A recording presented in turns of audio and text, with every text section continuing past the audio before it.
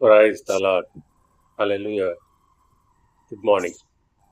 క్రీస్తునందు ప్రియులారా, ఉదయ కాలంలో మరొక నూతన వాగ్దానంతో మనము ఈ రోజును ప్రారంభించుకుందాము. ఈనాటి దేవుని వాగ్దానము ద్వితీయోపదేశ కాండము 28వ అధ్యాయము 5వ వచనము. నీ గంపయు పిండి పిసుకు నీ తొట్టియు దీవింపబడును. ప్రియులారా, దేవునికి విధేయులై జీవించే వారికి దేవుడిచ్చేటువంటి ఆశీర్వాదాల్లో ఇదొకటి.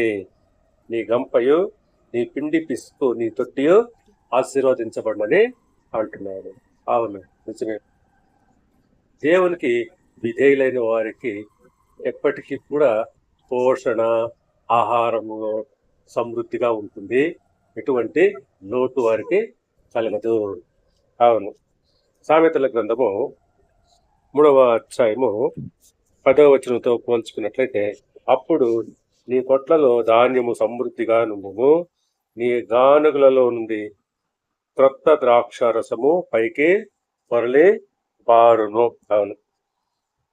దేవుని యందు భయభక్తులు కలిగినటువంటి వారికి ఎల్లప్పుడూ వారి కొట్లలో ధాన్యం సమృద్ధిగా ఉంటుంది. వారి గానుగులలో నుండి క్రొత్త ద్రాక్షారసము పొర్లి పారు. దేవుని ఆశీర్వాదాలు సమృద్ధిగా ఉంటాయి. దేవుడు మిమ్మల్ని దీవించి ఆశీర్వదించి వర్ధిల్ల చేయును గాక. ఆమేన్.